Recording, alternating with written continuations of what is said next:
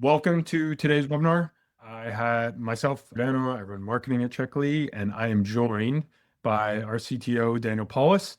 He will be giving us a huge demo today and diving into all of our new check types. So welcome, Daniel, and thank you for hopping on today. I just have a few slides to go through for newcomers. We'll go through a little bit of Checkly at a glance, who we are and what we solve. So we're a Series B company with over 1,200 customers. We began about 5 years ago trying to solve monitoring for developers, and we've been able to grow that category with monitoring as code, hit the Gartner hype cycle, and we were in Gartner Magic Quadrant for 2025 digital experience marketing or digital experience monitoring. And we have amazing customers across all verticals, from B2B SaaS like CrowdStrike and Vercel to retail vendors like Fanatics, and even traditional companies such as Airbus and Citi. So we are really growing and trying to solve application reliability for modern development teams. And we do that through four main differentiators. We bring monitoring as code, so our entire platform is driven headlessly. You can use it from constructs in JavaScript and TypeScript, or a Terraform provider, or our API. We have native playwright support, so we bring complex end-to-end testing into developers' hands for monitoring by using Playwright natively to run all of your monitors against real browsers. And we unify the testing and monitoring process by reusing your tests as those production monitors. And we wrap it all in an amazingly delightful developer experience with, again, the APIs, SDKs, documentation, and agent-ready skills that we have for our users. And we've added 3 new uptime checks today, which is what we're here to talk about. We are coming down the stack from where we've been with the introduction of DNS monitoring, TCP monitoring, and ICMP monitoring. So these are the 3 check types we'll talk about today. We've traditionally come from the UI and API side. So we have been living in the application reliability space where we help teams make sure their applications are responding, performant, and functional at all times in production. We've done that by running tests and monitors at the UI level, using Playwright to run your monitors on real browsers, or at the API level with service level and API checks. So that's really what we've historically lived in, that application space. And now with the introduction of our DNS monitoring, TCP monitoring, ICMP monitoring, we're really coming down the stack with reliability in depth. So we're able to not only monitor your application side, but also your network and infrastructure side. And why that matters is because, as we talked about with reliability in depth, we want to give you the fastest, clearest signal of what exactly is causing issues to your end user. So your end users are going to be using your application, but those applications rely on many services, many networks, and many pieces of infrastructure. So now we're allowing you to monitor that to give you that fastest signal to verify, is it at your network layer, or is it the logic layer, or truly the application layer? It also allows you to consolidate any of your tooling across your engineering department that maybe you've used different tools in the past to do DNS monitoring or ICMP monitoring and haven't had the freedom of monitoring as code or any of the other features of Checkly. This also allows you to bring that in, consolidate, allows you to store it all in your Git repo and collaborate over it.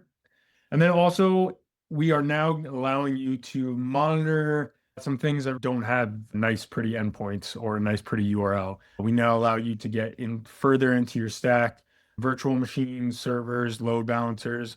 We can now allow you to give you the performance and functional metrics based on pieces of the stack that we just weren't able to monitor before with the Checkly platform. And all of this now allows you to catch degradation and problems earlier, since oftentimes issues do arise first to the network layer and then bubble up. We're allowing you to catch those problems sooner. So now that you know where we're going, I'm actually going to kick it right over to Daniel to dive into a live demo. So I will stop sharing my screen right now. We'll let you take over with your fancy camera that's tracking you. Today, we're just going to do a live demo. So, nothing is prepared. I'll just use Checkly production to walk you through what we have built. So as you can see, I'm starting in Visual Studio Code most of the time, but for the sake of giving you an overview, let's do UI first now.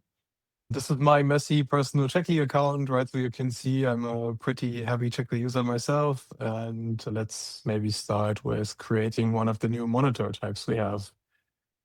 So you can see that among the uptime monitors, we have all the low-level network monitors that you need, and we can just start with a DNS one. So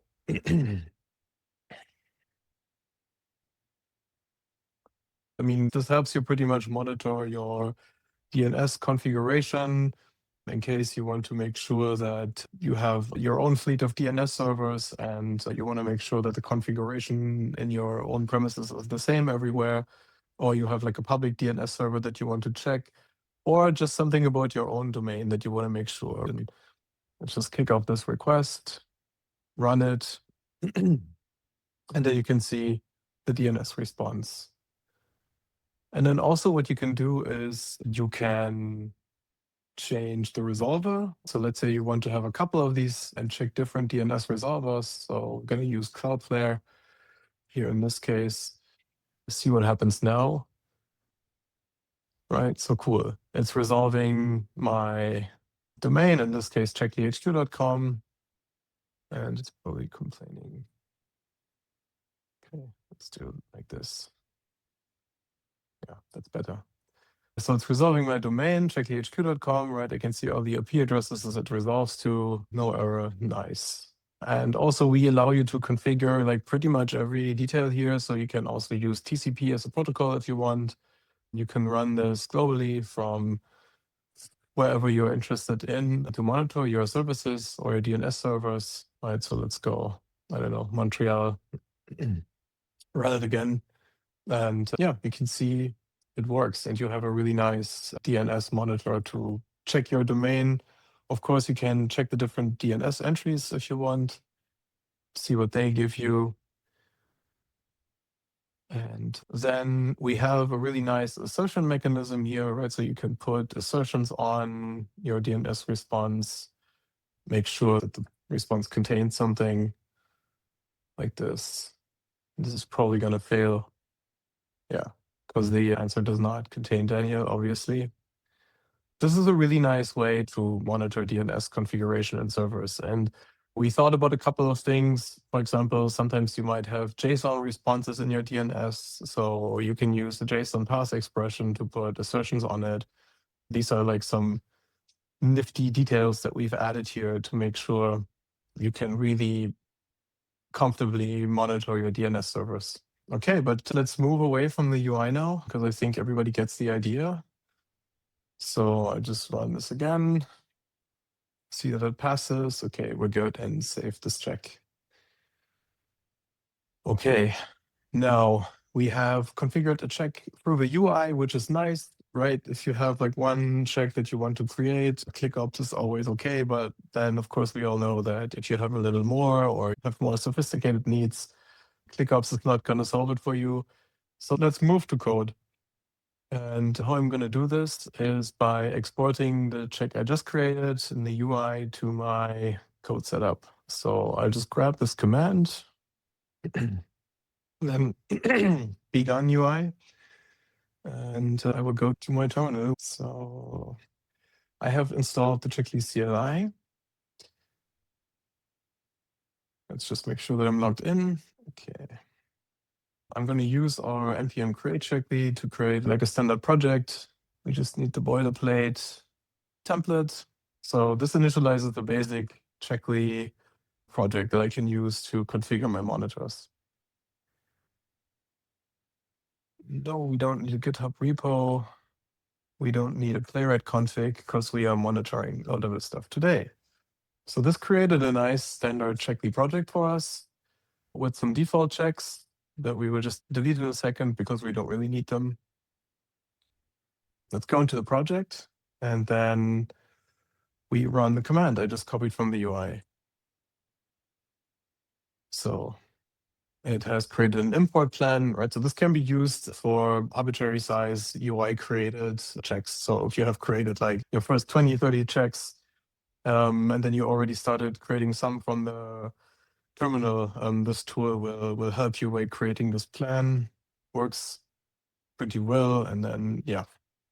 So just type yes for the sake of the demo, and boom. Now you can see the check I just created in the UI.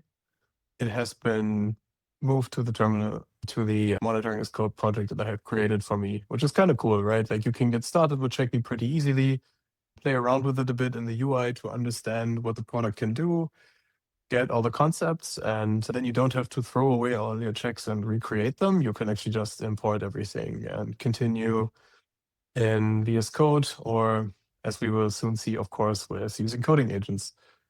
We've gotten this far. I will just delete all of these other checks because we don't need them right now. And then let's see if it actually works.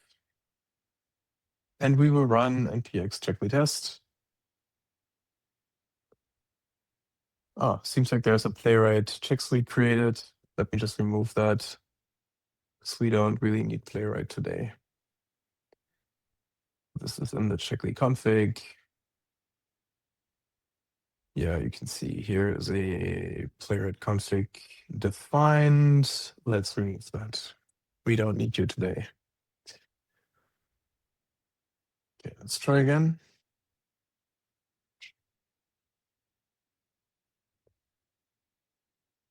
What we have just done is, right, we have moved our DNS monitor that I created in the UI successfully to the terminal and to VS Code as a code definition. And I just ran the test command to make sure that it actually works.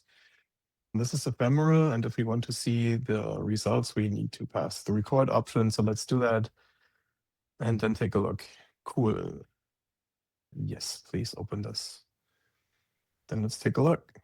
So here, as you can see, Checkly provides a way to just run every monitor you configure and your whole local setup that you've built with monitoring as code from the terminal just quickly as a test session to see if it actually works. And here we can take a look and we'll see, nice, this works.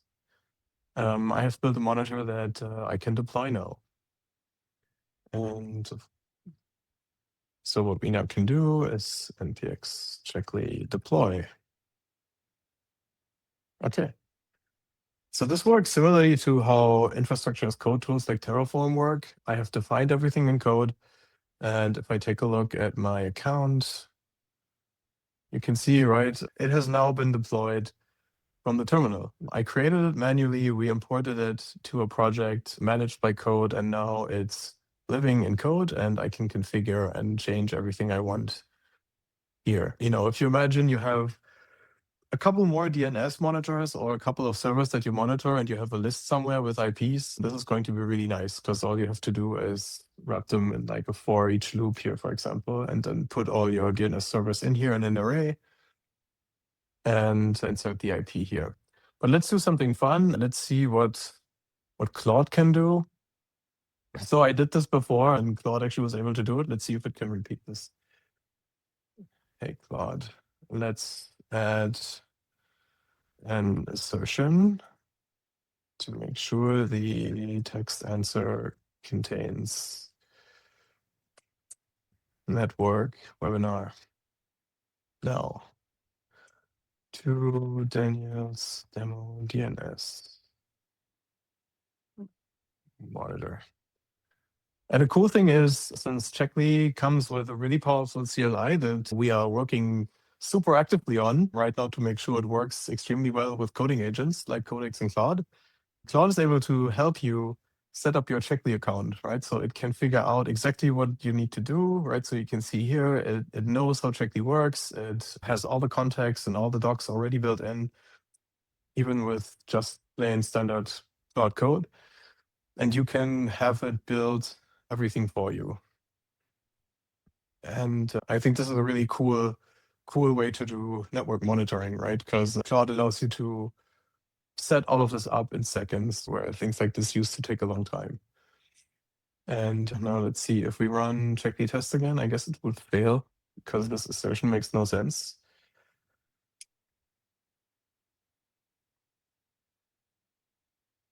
hey, yeah. So you can see, right, this assertion makes no sense, so obviously it fails. But let's do something in addition to that. So let's imagine this is a real DNS failure, and I might be, a React.js engineer, and I'm actually not using DNS servers on a daily basis. So I wonder, what does this actually mean? And one thing we have done is we added Rocky AI, which is a AI agent that can analyze test failures. And I think it's extremely helpful, especially for networking checks. If maybe not be a networking expert, or even if you are, I mean, sometimes we forget what stuff means, which is something we'll see also later during traceroute analysis. And this is where Rocky can really help, right? Like, it's able to explain exactly why did this fail, what is the issue here, and should I be worried, right? And obviously it is also able to find my stupid broken assertion. So this is a really powerful combination of different things, right? I mean, we could now take Rocky's root cause, and although this is a bit artificial, since what's broken is pretty stupid, we could paste it here. Hey, Checkly complaints. This check is now broken. Please fix it. And you get the idea. Like, if you deploy a large amount of monitors and they fail with arbitrary errors, then you can paste it into Claude, and you can take the Rocky AI analysis, paste it into Claude, have it fixed, push it to Checkly, and you're done. And this way you can build really powerful monitoring really quickly.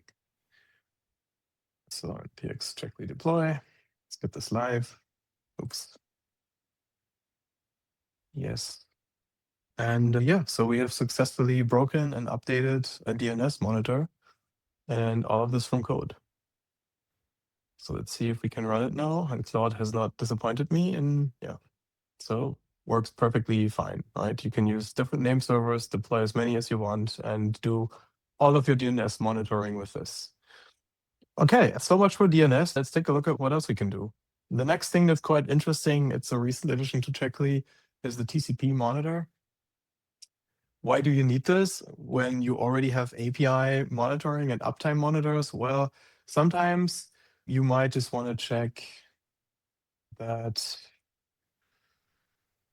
doesn't need to be HTTP, right? Sometimes you just want to check that a port is closed. Port 666 usually isn't open, I hope, and might be an easy way to monitor this. Just put a TCP monitor on whatever port you're interested, make sure it's closed, done.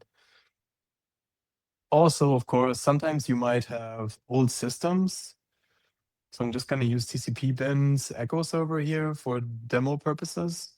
So not every system you use speaks REST or HTTP. Some systems are older, they have custom protocols, and then usually it's enough to send some text and see what happens. Now let's see this work. Yeah, obviously that works.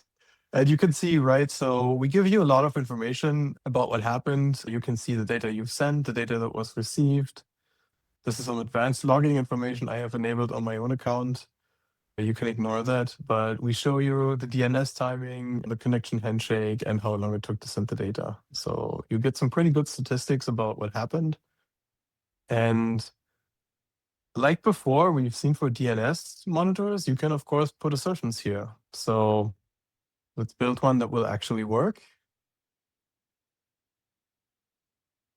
Let's try this. Right, so let's see if Checkly will correctly figure out that, yes, the response data actually contains hi, right? So you get the idea. If you have a custom string-based protocol, you can put some assertions on it and monitor older services or non-REST HTTP compliant services on production using this monitor. And hey, actually, I don't know that. Let's see. Is this actually case sensitive? No, I'm curious. I really don't know. Oh, it's not case sensitive, which I guess makes sense, right? The contains is not case invariant. Okay, so let's create this check for demonstration purposes, and then we can look for it. Here it is, right? You can see some of my checks that are currently running. Here's this one. And the same is true as for the DNS check, right? So first of all, you can ask Rocky, what's happening here? Why is it failing? Similar to before, we're not going to get a super cool answer because it's pretty obvious why it's failing. So Rocky is even smart enough to figure out that this is just the case. Sensitive content mismatch, which is kind of cool, I think, that it's smart enough to see that. This is Rocky. So let's say we want to export this to code.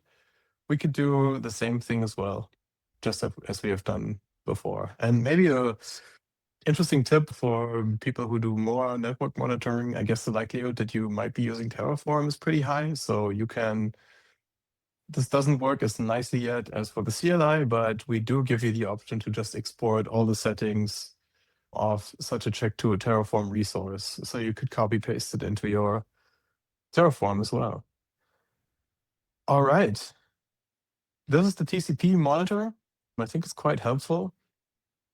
And now let's look at the recent edition, the ICMP monitor. As the name suggests, and you can see this cute little ping pong paddle, we built a monitor that lets you ping your servers.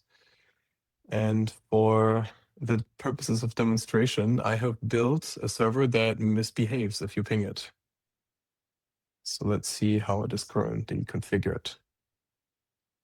Nice. This is something I really like to talk about, right? We have some more time. So we usually spend a lot of time dogfooding these checks ourselves and be super critical. And we try to prevent annoying foot guns like this, right? So if I put in an IPv4, then I cannot make an IPv6 ping. So that's kind of nice to make sure that, you cannot accidentally create configurations that don't work or are weird. Strange ping. Let's run it and see what happens.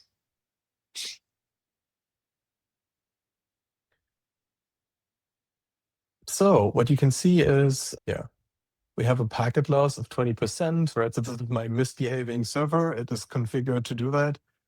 It also adds some latency, so you can actually show something if you demo this monitor. And then what we have done to make it a little nice for people, we have added this terminal style output. It looks familiar and you kind of feel at home looking at the results page, but actually it's all JSON. All the ping information, you can pull this also through the API later on and use it in downstream systems if you want. Or of course, and this is also really nice, we allow you to use the JSON response to build your own JSON path expressions, and then you can put assertions on the ICMP monitor as much as you want.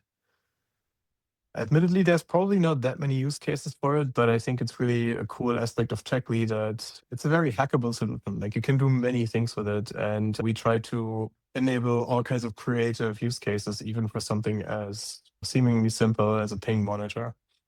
One thing that I want to mention that's maybe interesting, so you can run this up to every 10 seconds for uptime if you want to monitor servers, and also you do have the option to run it in parallel across as many regions as you like. So if you run high uptime systems or servers that should be available in different regions, this is a very straightforward and fast way to make sure that your servers are actually up.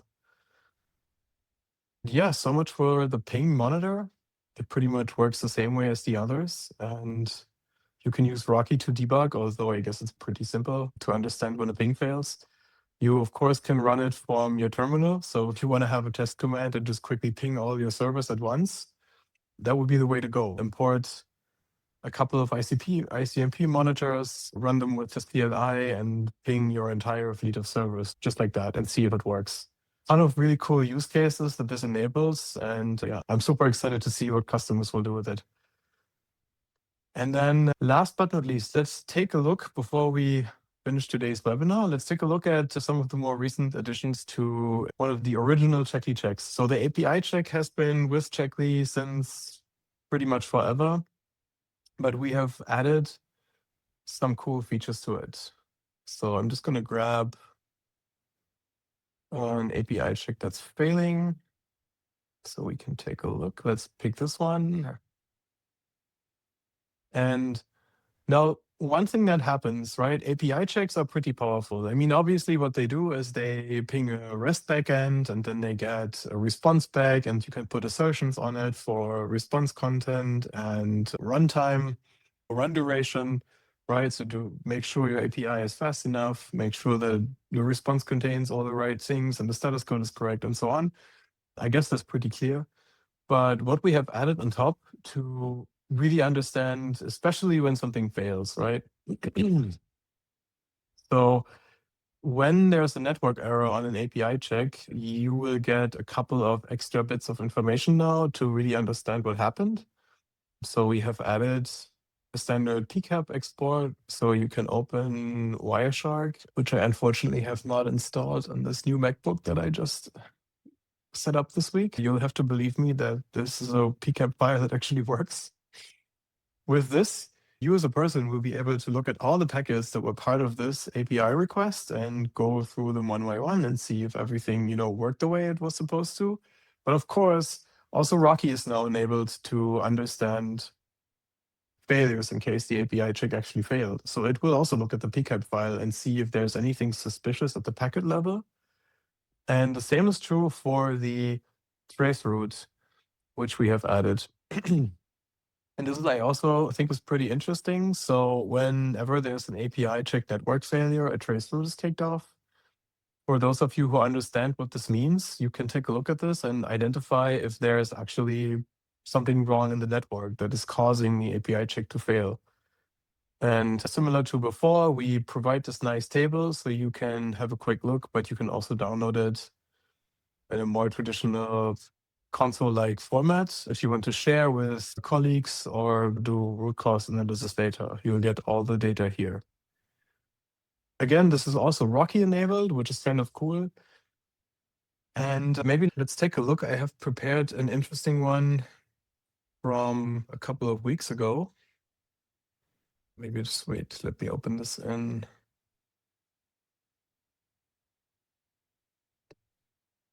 So this is an actual traceroute, which I think was actually pretty helpful to understand what was happening on the system. So this is the typical example of when you see there's an actual network problem. So you can see that the check was able to go 2 hops, and then basically from this point on, there was a complete loss of network connectivity.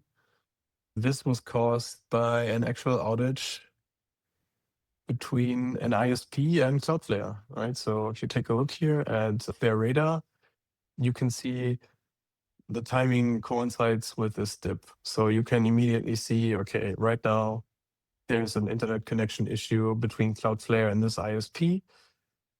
Later you'll see it on Cloudflare, but initially you can understand it using Checkly and looking at the traceroute report, which we have recently added to all the network failures that you might see on a failing API check. And now, last point, right? So all of this works if you want to monitor services that are available on the public internet, so you can monitor everything that's public. Of course, especially for these network monitors, it's super interesting to also do it inside your own data centers. Maybe, you might have on-premise infra, or you have on-premise DNS servers or an internal network. And for this, we provide private locations, and you can use those to run all of these checks inside your own network. This is a recent change, which will be live in the next 1 or 2 weeks. So right now you can run browser and API checks in the Playwright check suites, but in just a couple of days, you will be able to run all of this network monitoring inside your own data centers, private networks, by using private location agents, which I think will be a massive upgrade to this feature set. And yeah, I think that concludes my demo. So if you have any questions, then now will be the time to ask. All right, we have a few questions, Daniel. Actually, yeah, 2 of them. Would you recommend a standalone repo for checks, or do you recommend having the checks be part of your code base? Ooh, that's the big question. But that's a very dangerous question, right? Because I think that's a very heated discussion. Personal preference, I like, but maybe this is also because I am a Go developer by nature. I prefer having my checks next to my code. You can do like a -- checks -- directory, which I think our CLI creates by default. Me personally, as a Go developer, I just like to have them in the same directory where the code is. So my personal recommendation would be that, right? Put them where the code is. Do not have a central checks repository. And then the last question is back in the UI, could you just show us, maybe on the production account is easiest, where you see whether a check was driven by the UI or whether it was driven from the CLI? Yes, of course. Of course, it's going to be pretty difficult to find one that's driven by the UI because we create all of them with monitoring as code nowadays, right? They're hooked into GitHub. And whenever there's a change and somebody merges a PR, then there's a Checkly deploy and a CI happening that will make the changes. And so what we have built is this resource history here. So you can see, in this case, when the check was last modified, which branch was responsible, and which repository it came from. Yeah, no, that's great. And then if it's from the UI, it'll have a little icon there that shows that too. Yeah. All right. Well, Daniel, thank you for the awesome webinar. And thank you everyone who attended today. I hope you hop into Checkly and check out some of our new low-level checks. Thanks for listening. Bye-bye.